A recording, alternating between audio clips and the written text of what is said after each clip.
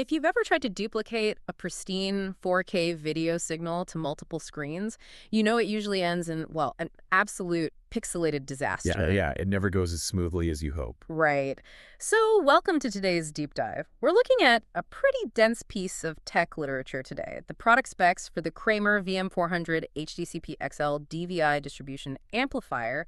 And our mission here is to uncover exactly how professional AV setups kind of, cheat the laws of digital degradation. Yeah, and I mean, we all know what a basic 1-to-4 distribution amp does, Yeah. but we're really looking at this specific Kramer unit today because of how it handles 4K UHD at 60 hertz, and it does it over DVI. Which is pretty intense, right? Extremely. DVI is notoriously bottlenecked when it comes to bandwidth. Making a 1-to-4 split like that is incredibly difficult to pull off without massive signal loss. Well, I mean, splitting a massive video signal is usually like taking a single garden hose and just attaching a four-way nozzle to the end. Yep. The moment you turn it on, the water pressure to each hose instantly drops. But since we're dealing with digital data here and not water, how does this device keep that data pressure up?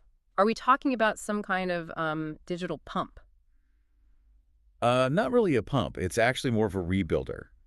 Kramer calls it equalization and reclocking technology. Reclocking with a K. Yeah, with a K. It's actively equalizing and completely rebuilding the digital signal before sending it out. By reconstructing all that data, it pushes the video over much longer distances while still maintaining this massive 10.2 gigabits per second bandwidth. Okay, so if the hose analogy just explains the signal dropping, the reclocking is, I guess, more like a marching band that's gotten totally out of step over a long parade route. Oh, that's a good way to look at it. Like the device basically acts as the drum major, forcing all the ones and zeros back into perfect rhythm before they go down the next street. Spot on. Yeah, it's essentially retiming the signal to completely eliminate jitter. But wait, if it's processing 10.2 gigabits per second and actively rebuilding the signal, that processing has to require power. And usually power means heat. Yet, looking at the spec sheet here, there are no cooling fans at all. It's just this aluminum Megatools enclosure. And that fanless design is actually a huge differentiator for real-world applications. I mean, it means completely silent operation. So no annoying buzzing noise in the background. Exactly. You can mount it right over a ceiling in a conference room without adding that persistent hum to the space. Plus, if you look at the physical connections, they use lockable wiring. Oh, to prevent the whole nightmare scenario of someone tripping in a server room and accidentally pulling down the main display? Yeah, which happens way more often than you'd think. I bet. I also see a mini USB port here just for firmware upgrades, and there's a specific note about plug-and-play operation through EDID pass-through and HDCP 1.4 compliance. Right, lots of acronyms. Yeah, they get thrown around constantly in this space. But how is this box actually keeping the displays from throwing up those dreaded resolution errors? So normally, splitting a signal completely confuses the source video player.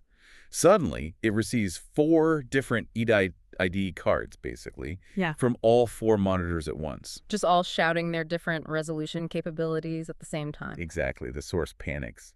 But this device solves that by just passing through one primary EDID so the source stays happy. And meanwhile, the HDCP compliance acts like, well, like an anti-piracy bouncer at the door. A bouncer. Yeah, just confirming that all the connected devices are actually allowed to display the copyrighted content. Well, that makes total sense why this is the standard for commercial spaces rather than just, someone's living room. Oh, for sure. And the source notes this tech retails for around $640, though it looks like it's on sale for $512 through HDTV Supply. Which is pretty standard for professional gear. Right. And they're a vendor with 25 years of experience. The customer reviews specifically praise their support staff. People like Rachel and Mike actually get direct shout-outs for keeping these complex AV projects on track. The reliance on rock-solid hardware and that level of support really makes you wonder about the future. What do you mean? Well, if we are already having to physically rebuild data packets just to push 4K video across a room without lag, what happens when commercial spaces inevitably demand 8K or, even holographic displays? Oh, wow. Yeah. Right. Are we reaching the absolute physical limits of copper wiring?